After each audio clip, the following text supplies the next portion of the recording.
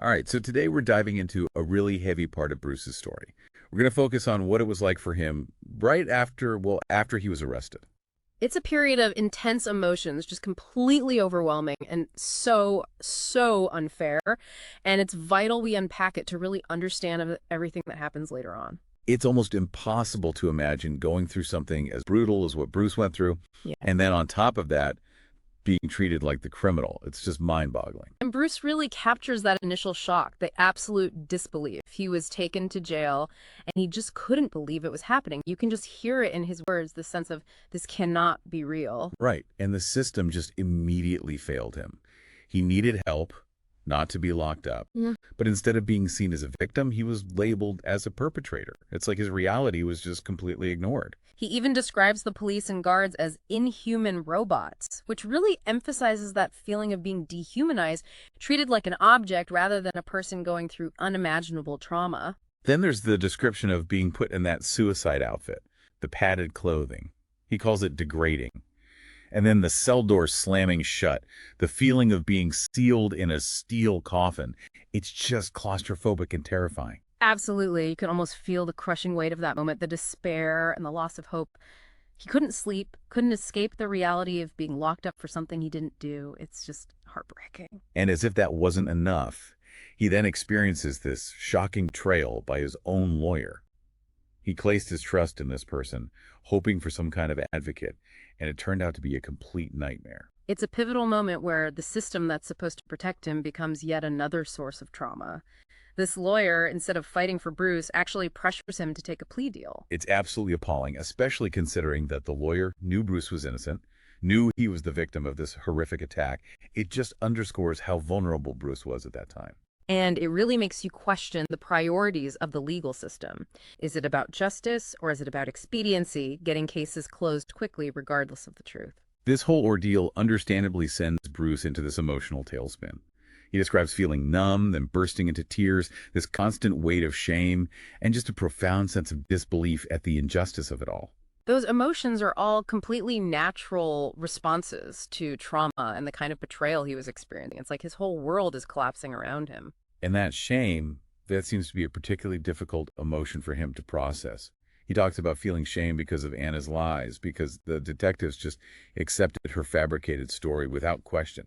It's like he was being blamed for being the victim. It feeds into this theme that we see throughout Bruce's story, this toxic shame and internalized unworthiness. He was already carrying so much from his past, and these false accusations just piled on more, reinforcing this deep-seated feeling of being fundamentally flawed. And then there's this encounter with a social worker who says something that just completely floored me. No matter what happens, there will always be people who believe you're guilty. It's such a bleak and devastating thing to say to someone who's already going through so much. It speaks to this lasting and insidious consequence of false accusations, how they can stain your reputation, how doubt and suspicion can linger even when the truth comes out. It's like a life sentence, even if you're eventually cleared. Then there's the arraignment.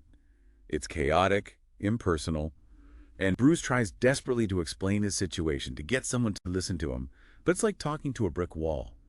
The public defender assigned to him barely acknowledges his existence. You can feel Bruce's frustration and desperation in that moment. He asks, how many times must I be victimized? It's like he's being victimized again and again by the very system that's supposed to protect him. And then comes what, for me, is the most heartbreaking betrayal of all. His family. He calls his parents, hoping for their support, their help, and they basically just shut him down, saying they can't afford to help. This is a profound failure of the most fundamental support system. In a moment of absolute crisis, his own parents turn their backs on him. It just reinforces this feeling that he's completely alone, utterly abandoned. He even compares it to Luke Skywalker's plea to Darth Vader in Return of the Jedi, saying that even Darth Vader showed more compassion than his own family. It's a powerful and deeply painful analogy. It highlights just how deeply betrayed he felt. He's drawing a parallel to this iconic figure of evil to illustrate the utter lack of empathy and support from those who should have been his closest allies. And then, while he's in jail, he finally finds out what he's actually being charged with: kidnapping and second-degree sexual offense. It's just absurd, a complete and utter distortion of what actually happened. It's infuriating, isn't it? Anna's fabricated story is being taken as fact despite the lack of evidence, the layout of his apartment, the fact that witnesses saw her enter willingly. It's just a blatant disregard for the truth. And it's at this point that Bruce has this terrifying realization that in jail, the truth was meaningless. That's such a chilling statement, but it perfectly captures the Kafkaesque situation he found himself in. It speaks to the power of narrative, how a story, even a false one, can take on a life of its own within the legal system. Once that narrative is established, it becomes incredibly difficult to challenge, even with clear evidence to the contrary. And then the media gets involved. News reports name Bruce, but refer to Anna as a girl. It immediately paints this false and incredibly dangerous picture of him as a sexual predator, putting him at risk within the already volatile environment of the jail. It's a classic example of how media bias and irresponsible reporting can have real-world consequences. The deliberate choice to name him and anonymize her immediately sets up this narrative of guilt and innocence that's completely backwards. And the irony is that it's other inmates, people who are often marginalized and judge themselves, who recognize the injustice of the situation and take steps to protect Bruce. It's like they have this innate sense of fairness that the system itself seems to lack. There's something really powerful in that, this kind of unexpected solidarity and recognition of Bruce's humanity within a system that's designed to dehumanize.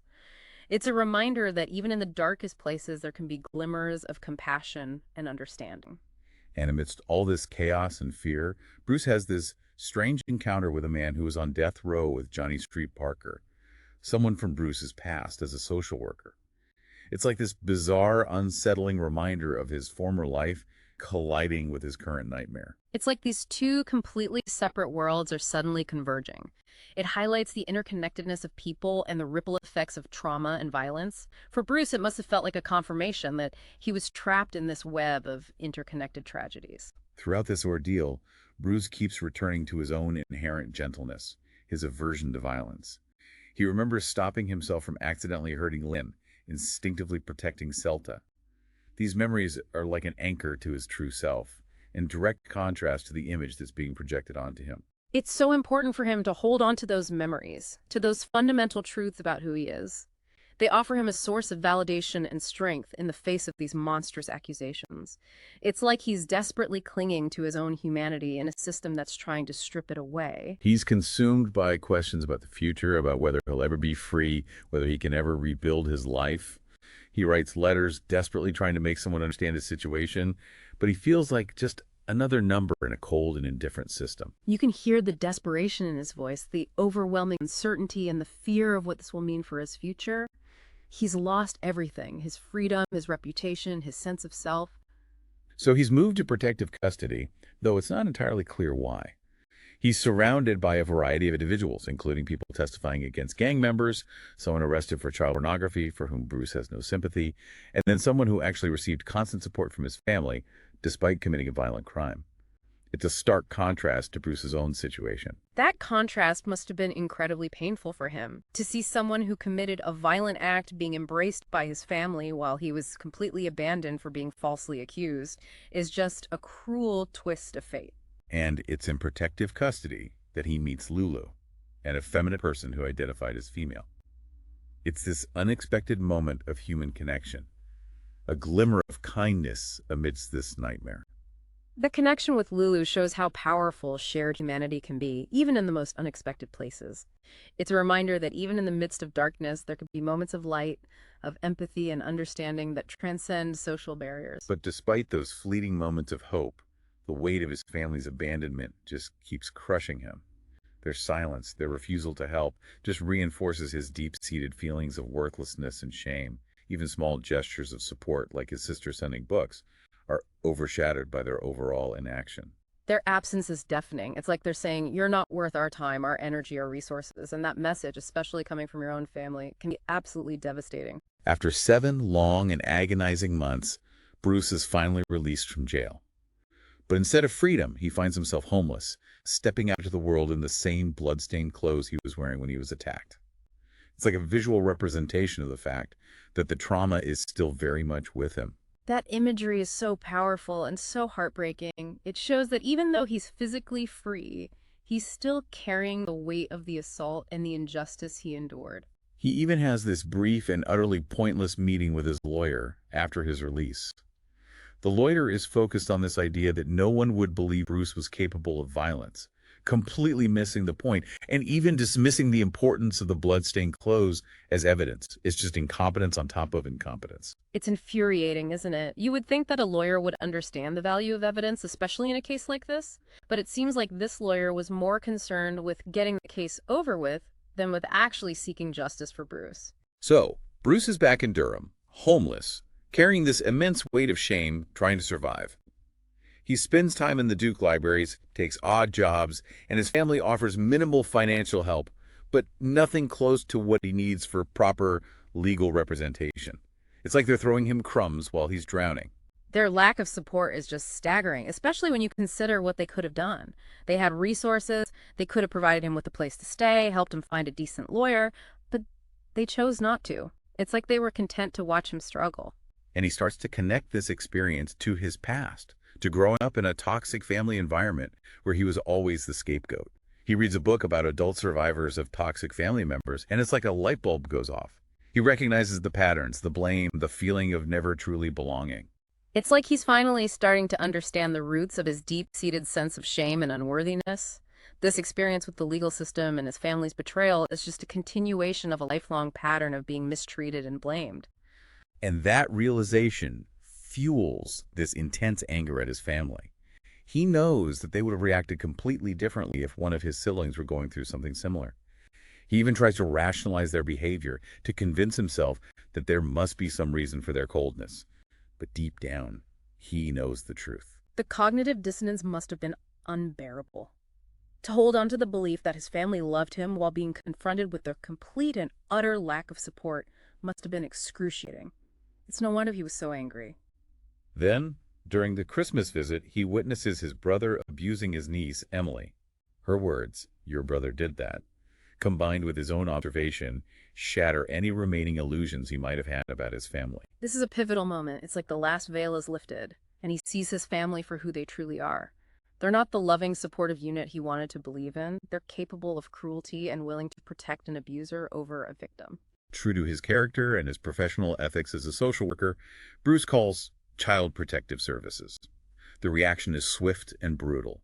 His family immediately cuts him off, labeling him a traitor for speaking out. It's a classic example of how abusers and those who enable them often try to silence victims and those who dare to speak up. They turn it around, making the victim the villain, and sadly, it's often effective. And what follows is a particularly insidious form of gaslighting. His family doesn't engage in direct denials or accusations. They just go silent, offering only occasional superficial contact. It's this ambiguity that really messes with Bruce's head. That silence is so powerful. It keeps him off balance, makes him question his own perceptions. It's like they're saying, we're not going to acknowledge your pain, your reality. We're just going to pretend it doesn't exist. He reflects on everything he's lost, on how much he needed his family during this time, and the fact that they had an empty house, a place where he could have found refuge. It just underscores their deliberate and cruel indifference. It's like they were saying, we have the means to help you, but we're choosing not to. You're not worth it. And that's a truly devastating message to internalize. And he realizes that their gaslighting wasn't through words, but through the absence of words, through this stark disconnect between their actions and their occasional meaningless attempts to maintain contact. It's like they're trying to erase him, to pretend he doesn't exist, and that can be incredibly damaging to someone's sense of self. It's a form of psychological torture. The hardest truth for him to accept is that their coldness, their abandonment, suggests that he's not even worthy of their anger, their hatred. It's this profound indifference that leads to this devastating feeling of worthlessness. It's like they're saying, you're so insignificant to us that you don't even warrant our negative emotions. And that can be more damaging than outright hatred because it implies a complete lack of value, a complete erasure of your worth. This whole segment ends with this haunting question. If your own family won't stand by you, who will? It just encapsulates the profound isolation and despair that Bruce was experiencing. It's a question that speaks to the very core of human connection and belonging. If the people who are supposed to love you unconditionally turn their backs on you, who's left? It's a terrifying thought. He's still facing this trial, and the anxiety is just constant. He's trying to make sense of how Anna's lies have become the accepted truth, and he's terrified of the long-term consequences of how this will affect his future. It's like he's living under this dark cloud of uncertainty and fear. He's lost his freedom, his home, his reputation, and he doesn't know if he'll ever be able to reclaim any of it. And then, in a truly bizarre twist of fate, he's arrested again, this time for felony credit card fraud. It turns out it was a $15 charge for his website domain, automatically renewed using Kathy's credit card information from a time when she had offered to pay for it. It's just absurd. It's like the universe is conspiring against him at this point. It's another example of how vulnerable he was, how easily he could be targeted and criminalized, even for something completely unintentional. This arrest forces us to go back and look at his relationship with Kathy, who had dissociative identity disorder. He describes this unsettling experience with her childlike alter, the unhealthy dynamic of their living situation, and how jealous and angry some of her other personalities became. It's a complicated and somewhat disturbing story that highlights Bruce's tendency to get involved with people who need help, even when it puts him at risk. And it turns out that he had even called the police on Kathy once because he felt threatened by her. And there's a report on record. So there's this documented history of him being the victim, but it gets completely ignored. It's incredibly frustrating, isn't it? There's this evidence that contradicts the narrative that's been built around him, but it's like no one's even bothering to look at it. So this credit card charge happened because Bruce's on-cards were empty, and the GoDaddy domain auto-renewed using Kathy's information. Instead of just asking him to remove her card, she decided to press charges. It's just vindictive and cruel. It shows how easily past connections can turn sour, how someone you thought you could trust can turn on you in an instant. It's another example of how Bruce was constantly being betrayed by those around him. So he ends up back in jail for another month, with the same incompetent public defender who seems more interested in closing cases than in actually seeking justice. The lawyer suggests a plea deal for misdemeanor larceny, even though it was a clear mistake. It's like the system is just churning him through, not even bothering to consider the circumstances. It's all about efficiency, not about fairness or truth. Defeated and exhausted, Bruce takes the plea deal just to get out of jail. He moves to Chapel Hill, hoping for a fresh start, even though he's still homeless. It's a sad but understandable decision. At this point, he's just trying to survive, to find some kind of peace and stability. He ends up at the Interface Council shelter, still trying to find work, still facing this looming trial. And then, unexpectedly, he meets a woman online who actually believes his story and invites him to spend Thanksgiving with her. It's a small ray of hope in this incredibly dark time. It shows that not everyone is willing to believe the worst about him, that there are still people out there who are capable of empathy and compassion. He goes to Sanford to visit her, and it's this wonderful positive experience. He feels a connection, a sense of normalcy that he hasn't felt in a very long time. But then he makes a stupid mistake. He accidentally washes his return train ticket. It's a small thing, but for Bruce, it triggers this overwhelming wave of shame and self-loathing. It's like all the negative self-talk comes rushing back, reinforcing those feelings of worthlessness. And he slams his hand down on the bed in frustration, not directed at her in any way, but he immediately fears that she'll misinterpret his action, that she'll see him as a violent person because of the false accusations. It shows how deeply those accusations have affected him, how they've made him constantly question himself and how others perceive him. It's like he's walking on eggshells, terrified of being seen as the monster that Anna has painted him to be. And that fear, the fear of being seen as violent, becomes this new burden that he carries with him. It takes years for him to overcome that fear, to reclaim his own sense of safety and trust in others. It's a tragic reminder of the long-lasting psychological impact of trauma and injustice. It can take years, even decades, to heal from these kinds of wounds. So the brief respite is over. He has to figure out how to get back to Chapel Hill. And it's a difficult journey. It's snowing, there's no direct bus, and he ends up walking for miles in the freezing cold.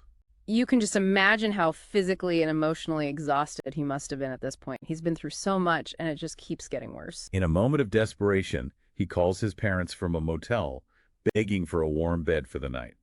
And they refuse. It's this final, crushing blow, the confirmation that they're not going to help him no matter how much he needs them. It's the ultimate betrayal. To be abandoned by your own family in your time of greatest need is a pain that's hard to even fathom. It's like being told that you're not worthy of love, not even worthy of basic human decency. So he's forced to continue his journey, walking back to the shelter in the freezing snow, his hope shattered, his body and spirit broken. It's a bleak and devastating image to end on, but it's the reality of Bruce's situation at that moment. This deep dive has been incredibly difficult, but it's been so important to go through it to really understand the depth of the injustice that Bruce faced and the profound impact it had on him. We've seen how the system failed him at every turn, how he was betrayed by those who were supposed to protect him, and how the weight of those experiences nearly crushed him. It leaves us with so many questions, so many things to ponder. Yeah. How do you possibly recover from this kind of trauma? How do you maintain hope when everything around you seems designed to break you? It's a question that we'll continue to explore as we delve deeper into Bruce's story, but for now I think it's important to just sit with the weight of what we've learned, to acknowledge the pain and the injustice, and to honor Bruce's resilience in the face of such overwhelming adversity. Absolutely. And for our listeners, I think it's a challenge to reflect on these experiences, to ask ourselves how we can be more aware of the ways in which our systems fail people, how we can be more compassionate and supportive of those who are going through difficult times, and how we can all work towards creating a more just and equitable world where stories like Bruce's are no longer possible. It's a tall order, but it's a worthy goal. And I think that's a good place to leave it for today. Agreed. Thanks for joining us. Thank you.